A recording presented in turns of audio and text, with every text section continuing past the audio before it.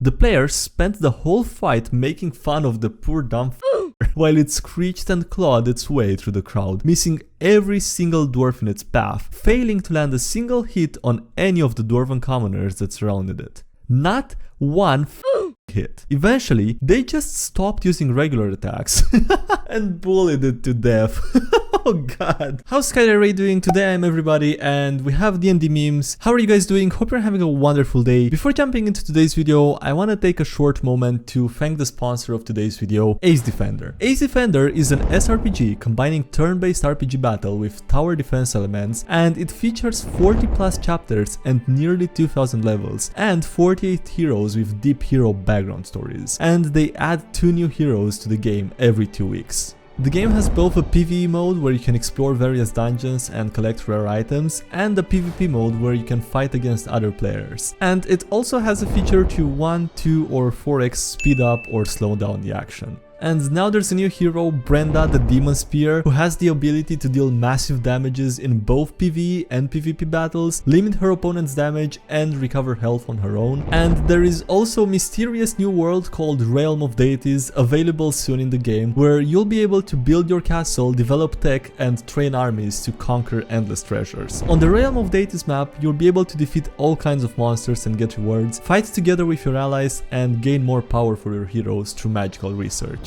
If you're new to this game and you download it using the link in the description, you also get 10 Royal Recruit tickets after completing Chapter 2 Level 8, and you can use these tickets by going to Sky City, Tavern and Recruit 10x. Now, if any of this sounds interesting to you and you want to check it out, you can do so by going to the first link in the description. And with that being said, thanks again to Ace Defender for sponsoring today's video. The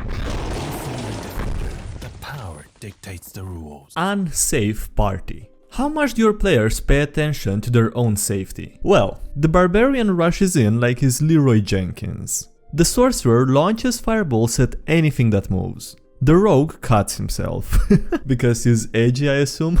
The cleric refuses to wear armor, claiming "my faith is my shield." The only one who doesn't get into serious danger is the druid, who is too busy being a furry. Oh god.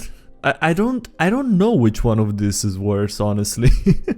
Vampires. Or why supernatural is a bad source for lore. Bimmy. First time DMing for 5 or 6 also new people, but currently only 5 in this session. The party is level 5 and gets an objective to kill an orc sorcerer and his vampiric boss in a dungeon that they've been to before. They tried opening the last door before, but the sorcerer got them to piss off. They enter and eventually see the vampire kill the orc for failing to bring him enough blood bags. Read, people. Start fighting the vampire and it's a tough battle that takes about an hour. Only one PC went down once. They kill him and he reappears in his crypt. The male fighter wants to finish the job and stakes the bastard in the heart. The female fighter says no, let's push the crypt off of a cliff. I keep telling her that the crypt is built into the floor and also likely weighs several tons. She wants to try anyways. Rolls a 12 on the strength check, but she fails and inadvertently opens the lid. The vampire is there, sleeping.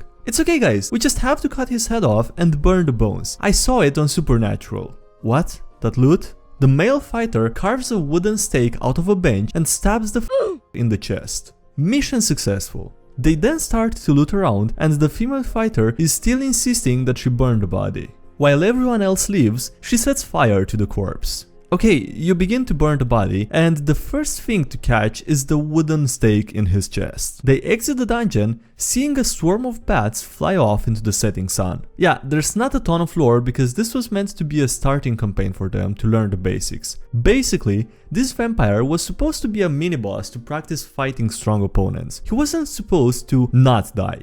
Now, however, I'm strongly considering bringing him back just to with the party.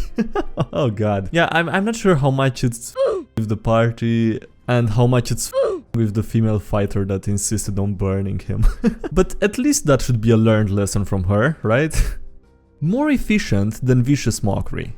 The masks are pretty horrifying. They don't have emotions, but in order to continue existing, they have to carve out a role for themselves in the world, and then never ever break that role. They're quite bad at acting, however, since they don't really understand nuance. They all speak in the same screechy, jittery voice, and they all move in the same insectoid fashion, regardless of their chosen role. But then, they all look exactly like the Mad Elf who was their progenitor, and a play with actors who look the same would go nowhere. They all wear masks to differentiate themselves, with runes that each indicate an aspect of their role. For example, a mask might have a mask with the runes for kind and elderly, among many others. That mask's role would be that of a kind and elderly person, and they would expect to be treated as such, and God help you if you don't. So, if you have these gaunt, pale creeps who wear masks that display all aspects of their personality, and they suddenly pop into your life as though they have always been there, and you are forced to go along with the act. As long as you do, you're perfectly safe, since they are only as harmful as their mask says that they are. Just so long as you never, ever show any sign that you can tell that they aren't the person that the mask says they are. If other people acknowledge that they are not the person that their mask says they are, they go completely berserk and attempt to brutally kill all witnesses to the act, which is a deadly prospect. Their physiology may be alien, but it is doubtlessly effective. They can move so fast that they are almost imperceivable, and they hit hard enough to demolish stone walls. There are always rumors of masks who have killed and replaced actual people after studying them for a sufficient time, but no solid evidence has ever been recovered. Running a mask based on the above. Modified to gain massive boosts to its attack along with some healing whenever it killed a target if it claimed to be them first. Fighting it in a heavily populated area in a dwarven city after it has spent weeks analyzing the local population. The fight is in a cul-de-sac where the mask is blocking the exit and all of the dwarven commoners are swarming past it, giving it free kills to make it stronger. The party is down a member because the bard is dealing with a political contact in a bathhouse. But the players are pointing out its disguise, causing it to suffer psychic damage. Not a ton, but just enough to give them a fighting chance. The idea was that it would get stronger and stronger, and the free damage on top of what the party was capable of would create an extremely tense damage race, since the players knew that a creature like that, which killed enough people, could easily destroy the entire city. The players spent the whole fight making fun of the poor dumb while it screeched and clawed its way through the crowd, missing every single dwarf in its path, failing to land a single hit on any of the dwarven commoners that surrounded it. Not one hit. Eventually, they just stopped using regular attacks and bullied it to death. Oh god. That is a very big weakness. God. Just imagining being able to bully an enemy to death. The Basilisk encounter. Years ago, back when my group still played 4th edition, we had an interesting encounter. Myself, a warforged fighter, and my friends, the paladin and the rogue, were in a small town investigating rumors of a slave ring. After tearing apart a warehouse and rescuing some villagers, we learned that our actions over the last few sessions had angered the leader of the slavers, who we learned from a letter was coming the next day. He'd arrived by dawn on a ship called the Basilisk. Our party went to bed early that night, and just before dawn we rushed down to the docks. The DM began using map tiles to set up a ship map, and we immediately put ourselves on the dock and rolled initiatives. On the dock were 2 guards. I went first and got a crit with a vicious weapon. The guard was killed and the other rolled a morale check and failed. He then also failed a check to see which side of the boat he would jump off of to get away from the scary warforged and broke his neck on the dock. Next, our paladin ran into the captain's cabin. There was a man waking up from his cot inside and reaching for his sword. The paladin struck, almost killing him, and the rogue finished the job. 1 round and the combat is over. The DM shrugs and asks us what we'd like to do. The paladin says, "I searched this heretic's paperwork, looking for incriminating documents and hopefully manifests that we can follow to more poor slaves to free. While he's doing that, I'm going to search for valuables, to give back to the community, of course," adds the rogue.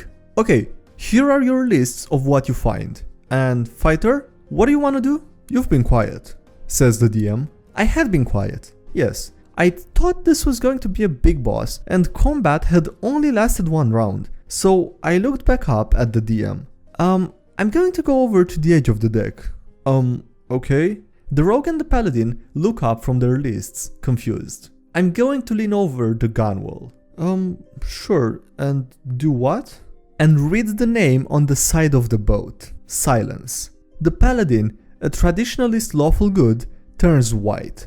The rogue covers his mouth, but that doesn't stop his chuckles. The DM slowly starts to grin and then picks up his dice. He rolls. He stares at the result and he looks around the table. It's the Basilisk, says the DM. The rogue bursts out laughing and the paladin had to leave the room to calm down. To this day, we always check to make sure we got the right target, in case we're not so lucky again. Oh god, dude. Okay, so they killed an entire ship without making sure it was the right one. And then the DM decided to roll to see if it was the right one. And luckily the dice was with them. Jesus, man, that could have gone so wrong. They thought they had the drop on a big bad evil guy. Be me, DM. Be not me. Level 17 Bladesinger Wizard, Free Fighter and 15 Kensai Monk. Be playing the last session of an epic campaign. The campaign is straight up the Wheel of Time, but 14 books compressed into 4 6-hour sessions. But it's not exactly the same story as the books. It's another turning of the wheel, so I get to change the map, names, lore, and the PCs get to make their own characters. Be several hours into the session and deep into the Tarmongaiden, the last battle. Earlier in the campaign, a big bad evil guy, Demon Dread, fought the party on the battlefront where armies clashed, and escaped. This big bad evil guy NPC is based off of an excellent CR26 stat block that I found for him on D&D Beyond's homebrew. He has few hit points for his CR, only like 350-ish, but does insane damage and crits on a 17 to 20 on the D20. The party is scattered across the continent now, leading armies or fighting what's basically a dark god. The wizard and monk are still on the battlefield when they see that Demon Dread has come out into the open and is calling to 1v1 another player. Basically the chosen one, who is fighting Shaitan at the moment. Be not me, the wizard player, the only player at my table who also read all the books. The wizard decides to cast Disguise Self on himself to look like the chosen one and to go meet Demon Dread in a duel. DM, are you sure? This guy looks really capable. The wizard responds with, I'm sure. My face when the wizard wants to 1v1 a high level big bad evil guy whom he well knows is capable of murdering the best duelists in the book series without breaking a sweat. Gowin.x. I'll help too, says the monk. The wizard goes to Demon Dread and they start basically sparring with each other, neither of them playing to really hurt the other, just to banter and get a feel for each other. The monk gets on basically a combat wyvern and flies hundreds of feet into the air above the duel. This monk may or may not have been the reincarnation of a certain archer. This build was such that the character could -5 to hit with sharpshooter and then, using monk and battlemaster fighter features, roll a natural 2 on the d20 and still hit something with 20 AC. Demon Dread figures out the Bladesinger is in disguise. Roll initiative. The monk wins the initiative, then the Bladesinger, and then Demon Dread. Or maybe it's Damandred, I don't know, I'm sorry, I don't know how to pronounce it. The monk is 500 feet up, right above the Mandred. My face when the monk archer jumps off her mount and falls 500 feet. My face when the monk rolls and successfully lands on the Mandred, knocking him prone and dealing half her fall damage to him. My face when the monk uses slow fall to negate the rest of the damage and take nothing. The monk still has attacks, and several punches and attempts to stunning strike later, the monk's turn is done. The wizard. Okay, so for my turn, me. No, not yet. Legendary action. On the stat block, I double check the legendary action. For one action, it can attack any number of enemies in melee range, with one time being with its sword. The sword does 2d8 plus 7 slashing damage and 4d8 lightning damage. I roll to hit the wizard. Natural 20. 12d8 damage to the wizard. The 17th level wizard now has 7 health points. I say to the wizard, you know Demon Dread wiped the floor with the best swordsman? I roll to hit the monk. My face when, natural 20 again. .gif reactions from the players. Monk now has 18 health. Demon Dread is still near max health.